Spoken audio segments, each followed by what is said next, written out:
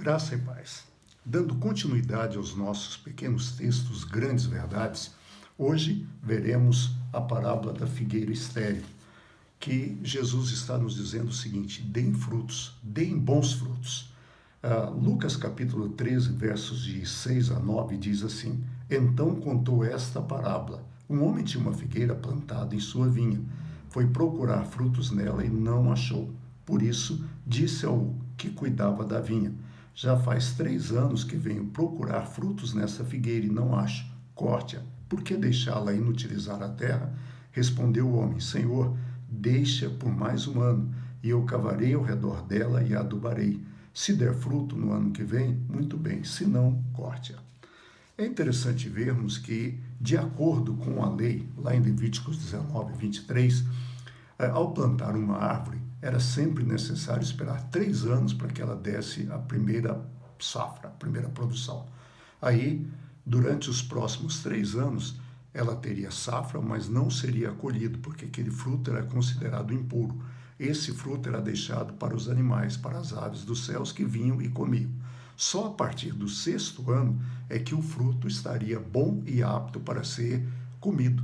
E aí Jesus conta essa parábola que o homem foi algumas vezes naquela árvore e não encontrou. Significa dizer que já se passaram 6 anos e que aquela árvore foi plantada.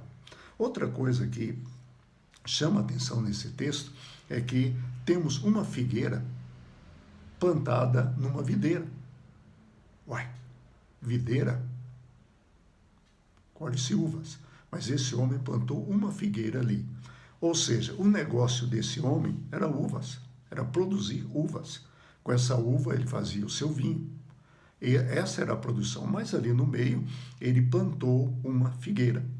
Ele plantou uma figueira que era exatamente para o seu lazer, que era mais como um prazer do que qualquer outro. Só que, depois de vir várias vezes e não encontrar figos ali, ele resolveu cortá-la. E mandou o viticultor, o homem que cuidava da vinha, que cortasse aquela árvore.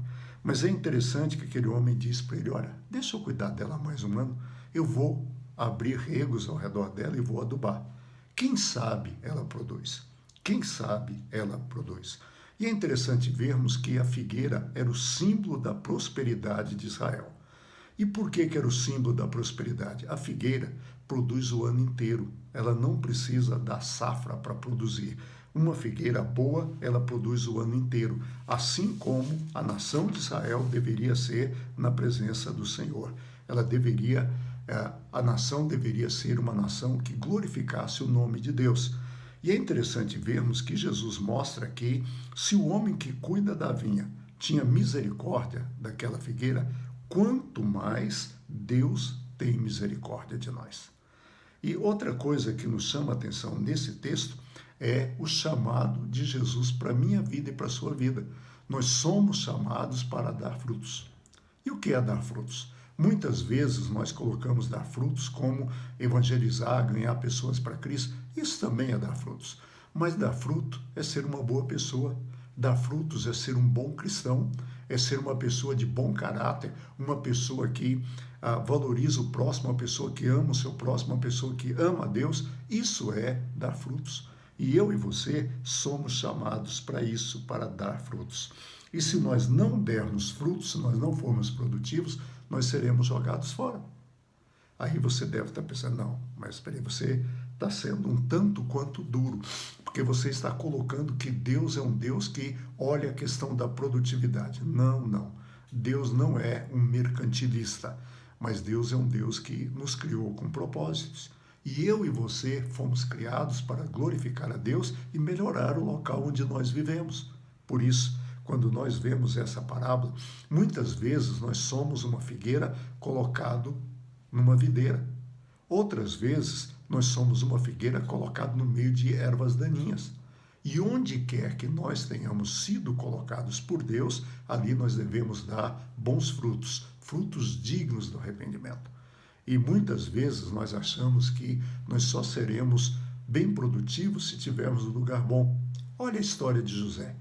Quando você lê em Gênesis, a partir de Gênesis 37, a história de José, que ficou conhecido como José do Egito, a Bíblia diz que José era uma bênção na casa de Potifar, que Deus abençoava a casa de Potifar por causa de José. Aí José vai preso, vai parar na cadeia.